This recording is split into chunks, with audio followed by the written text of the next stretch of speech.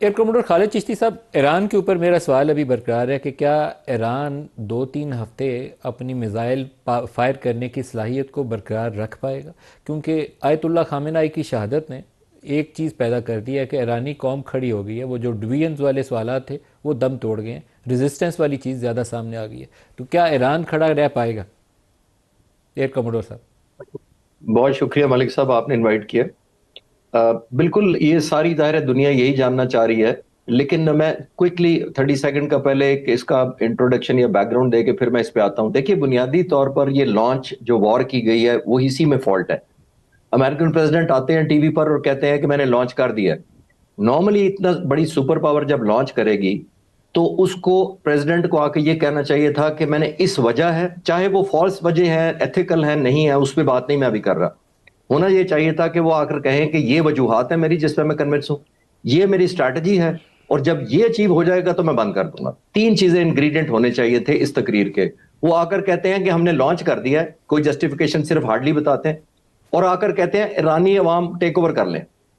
यानी कभी भी आप दुश्मन मुल्क के अवाम को as part of the strategy या डिसीजन मेकिंग लूप के अंदर रख कैसे सकते हैं? तो इसे पहला फॉल्ट तो मुझे इसी में ये नजर आया है। तो एथिकल तो बाद में आते हैं। दूसरा, प्रेसिडेंट जो है वो कहते हैं कि मैंने सोच लिया है कि तीन जो प्रोबेबल नॉमिनेशन जो होंगी अगला इनके बाद आयतुल्लाह खामेनेई के बाद, वो कौन होंगी।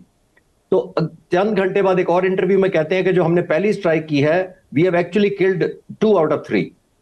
तो मुझे तो ये समझ नहीं आ रही कि उनकी प्रायोरिटी क्या है। वो लोगों पर डिपेंड कर रहे थे। इस वजह से मैं कह रहा हूं कि जब कॉज जस्टिफाइड नहीं होगी आपकी, तो वॉर भी जस्टिफाइड नहीं होगी, तो रिजल्ट भी जस्टिफाइड नहीं होगा। अब मैं आता हूं कि कितना सस्टेन कर सकते हैं।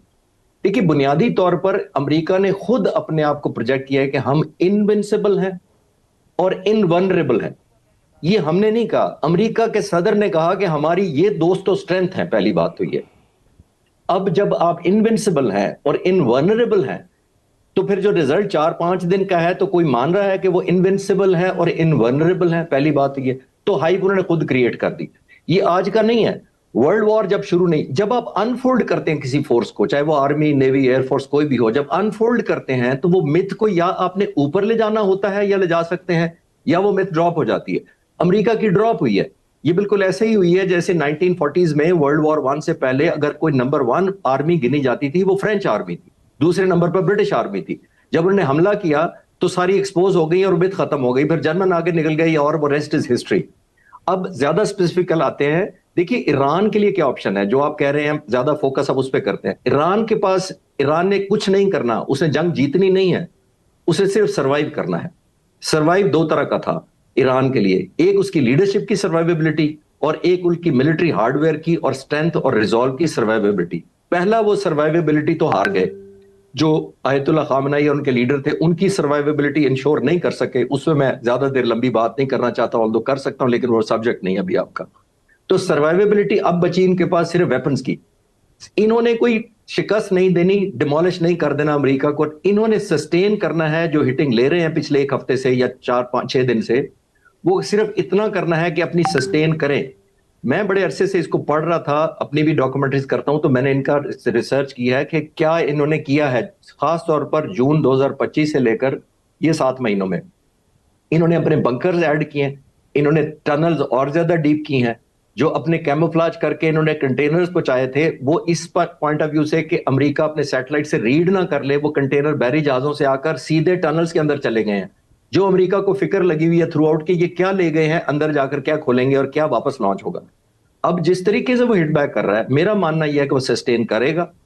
और एक आखिरी बात इसके ऊपर बड़ी इंपॉर्टेंट मैं ऐड करता चलूं कि अमेरिका ने यह समझा था कि खामनाई साहब को शहीद करने के बाद, 40 टॉप लीडरशिप को एलिमिनेट करने के बाद, 37 पिछली दफा भी किए थे। जून 2025 में 37 किए थे, 19 न्यूक्लियर साइंटिस्ट एलिमिनेट किए थे। अभी 40 करके वो समझ रहे थे कि तो डिसीजन मेकिंग लूप खत्म हो जाएगा।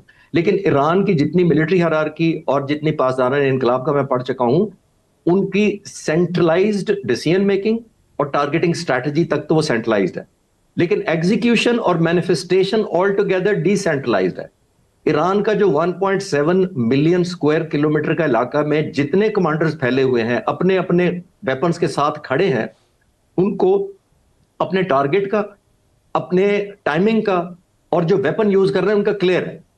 तो डिपेंडेंट नहीं है, वो ऑटोनॉमी दी जा चुकी है उनको, इसीलिए मेरा मानना यह है कि वो सस्टेन करेंगे आने वाले दिनों में।